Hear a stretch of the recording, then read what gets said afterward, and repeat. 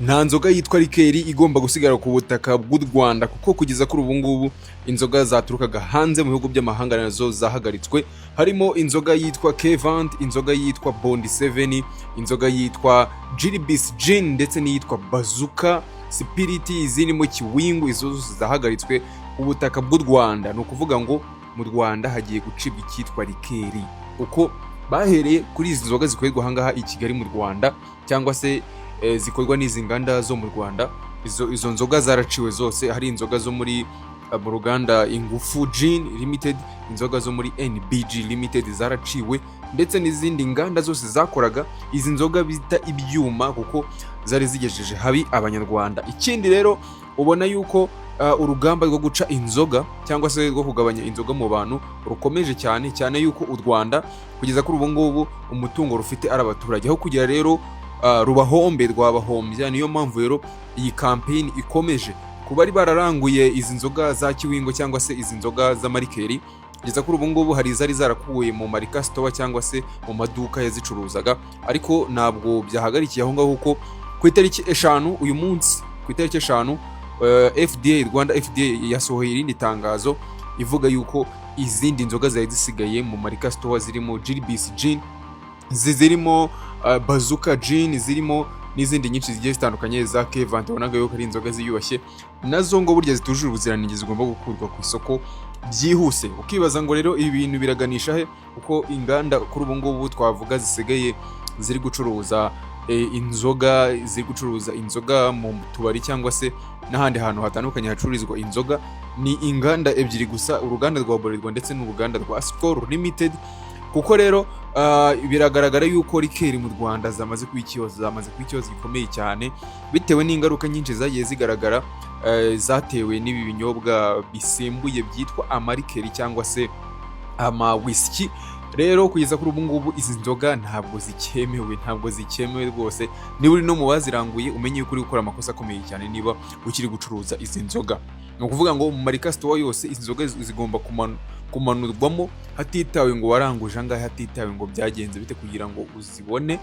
Ni ukuvuga ngo rero abantu bagiye guhomba ni benshi, ariko nk'uko nabibabwiye, aho kugira ngo burya leta ihomba abaturage yabahombye, ariko ikareka kubahomba, ntago yabahomba burundu, kuko haramajije gupfa abantu benshi, abandi bahumye amaso.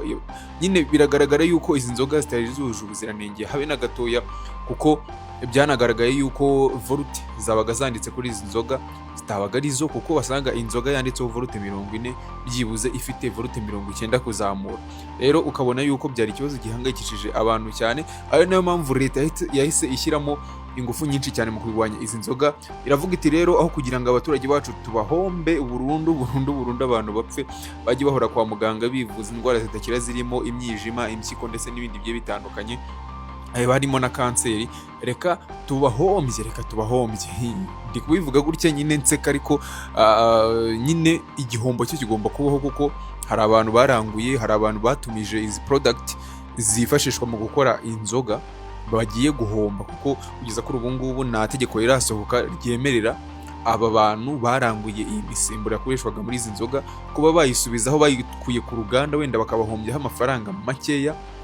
Gahunda ihari nuko ibi byose bigomba kumenywa, bigomba gufatwa bikamenwa, kugira ngo rero binabere isomo n'abandi bashobora kugerageza kubangamira ubuzima bw'abanyarwanda. Ni ukuvuga ngo rero ikintu kiri mwahangaha ushobora kuba wabona nuko u Rwanda rutari gutorera ikintu cyitwa ibiyobyabwenge aho biva bikagera, rwabanje guca urumogi, itabi, ibyo bintu byose, ariko wumve yuko byashyizwemo imbaraga kugira ngo bibashe kuba byahashywa, bishyirwe ku ruhande.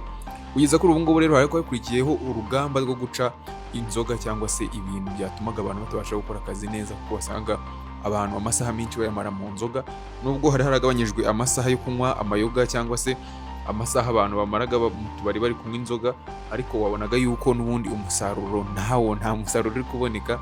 N'ubundi abantu banywa amasaha 2 ugasanga basinze, umuntu wamuha isaha imwe yo kunywa agahita anywa ibyuma 5 bishobora no kumukuramo ubuzima. Ngira ngo mwabonye umwana wishwe n'izi nzoga z'amarikeri cyangwa se z'ibyuma, ari gufana ikipe ya Arsenal ari kumwe na bagenzi be, aho baje kumukomanga rero basanga umuniga yumagaye.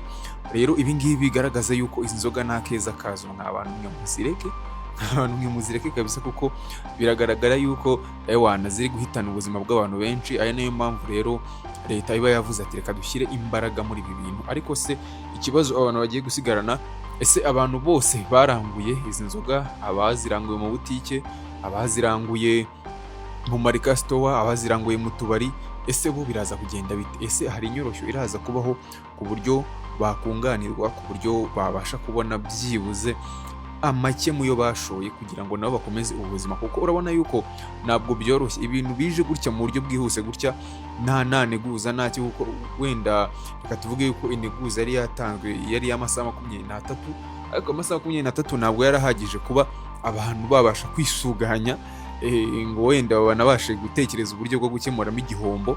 Gusa ikindi kintu gihari ni uko nurafatanwa izi nzoga zakuwe ku isoko, yaba ari kuzicuruza mu ibanga rikomeye, yaba arimo aragerageza kuzihishahisha, uwo nawe araza guhanwa n'amategeko mu buryo bukomeye cyane. Ibi ngibi rero bikakwereka yuko imbaraga zashyizwe muri ibi bintu, imbaraga zashyizwe mu kurwanya izi nzoga hatitawe ku mafaranga zinjiza. Hari bamwe mubona hoze numva bavuga ati izi nzoga zisora amafaranga menshi kuko zituruka hanze, ibintu nk'ibyo ngibyo. Ariko mu by'ukuri ugasanga Rwanda FDA nk'urwego rushinzwe kugenzura ibiribwa n'imiti, cyangwa se ibinyobwa, ibiribwa n'imiti, ibintu nk'ibyo ngibyo, ndetse n'urwego rwa minisante rushinzwe kureberera ubuzima, ntabwo babasha kumenya neza aho izi nzoga zikorerwa, niba zisohoka zujuje ubuziranenge cyangwa se ibyo bandikaho ko zikozemo ari byo koko. Ni ikibazo gikomeye cyane rero, niyo mpamvu bahise bavuga ati reka izi nzoga zikurwe ku isoko mu gihe hakiri gukorwa isuzumwa neza ngo tumenye icyihishe inyuma y'izi nzoga. Izi nzoga abantu banywa bagata ubwenge, izi nzoga abantu banywa burya ikintu cyose kibasha gukoroniza umuntu ni ikiyobyabwenge. Ni ikiyobyabwenge, abe telefone, abe sexy, abe ibi bintu byose bibasha gukoroniza umuntu, itabi, urumogi, byose tubibarira mu rwego rw'ibiyobyabwenge. Niyo mpamvu rero bavuze bati reka dushyireho amakipe agomba kugenzura izi nganda, yaba izakoreraga mu Rwanda, yaba n'izikorera hanze ariko zinjizaga inzoga mu Rwanda. Ngira ngo n'impamvu biteye cyane, hari inzoga ureba ugasanga zanditseho only for export. Ni ukuvuga ngo ayo magambo ikintu asobanuye, ni inzoga zikorerwa mu gihugu ariko zitemerewe gucuruzwa muri icyo gihugu, ahubwo zigomba gusohoka zikava muri icyo gihugu. Ngira ngo niba ahangaha muri kunyumva neza, inzoga n'ibikorewe mu Buhinde ntiyemerewe gucuruzwa mu Buhinde, ahubwo irasohorwa ikajya gucururizwa ahandi.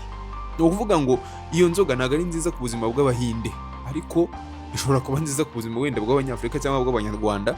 Ariko natwe nyine dufite urwego rutureberera, urwego rw'ubuzima, urwego rwa FDA ndetse n'izindi nzego za leta zishinzwe kureberera Abanyarwanda kugira ngo batisanga muri ibyo bibazo n'ibyo ngibyo by'abantu bakora inzoga batagetinga market yo hanze gusa, bo iwabo badashobora kuzinywa.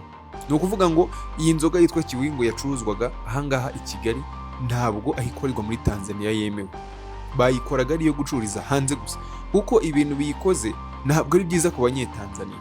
So niba atari byiza ku Banyetanzania, gute ari byiza kuri twebwe? Niyo mpamvu rero na guverinoma itureberera umunsi ku wundi bavuze bati ibi bintu bive ku isoko, ibi bintu bive ku isoko kuko biri kwica abantu benshi, biri gusya bitanzitse. Mu magambo make birimo birica bitarobanuye, umuto, umukuru, umugore, umwana. Umugore yakinywagaho indi igahita iva mu direct. Hari n'abana bavukanaga ibibazo bitewe n'uko basomye ba nyina banyweye kuri ibi bintu. Ugasanga umwana mutoya w'umusore cyangwa se w'umukobwa ari kugenda dandabirana kubera icyuma cy'igihumbi. Nawe ukibaza, inzoga igura igihumbi ifite volute 40 yakozwe nande? Ubundi ugiye kureba byibuze inzoga ifite volute 40 yemewe, ikozwe mu buryo bwemewe, ntabwo ishobora kujya munsi y'ibihumbi 300. Ku bantu babizi neza, ku bantu bazi ibintu by'amayoga, ntabwo yajya munsi y'ibihumbi 300 bitewe n'imbaraga iba yaratwaye kuyitara, ibintu by'umwimerere iba yarakoreshejwemo, iba yarakozwemo.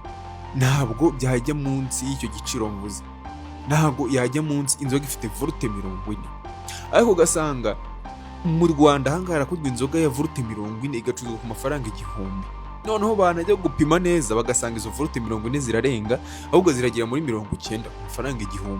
Urumva rero bwari uburozi bwigendera, so reka nsoze mbashimira mwese mukurikirane The Winners Post, nizera yuko mumeze neza mukomeje kugira ibihe byiza aho muherereye hose, kamubwire ngo ciao ciao, naho ubutaha.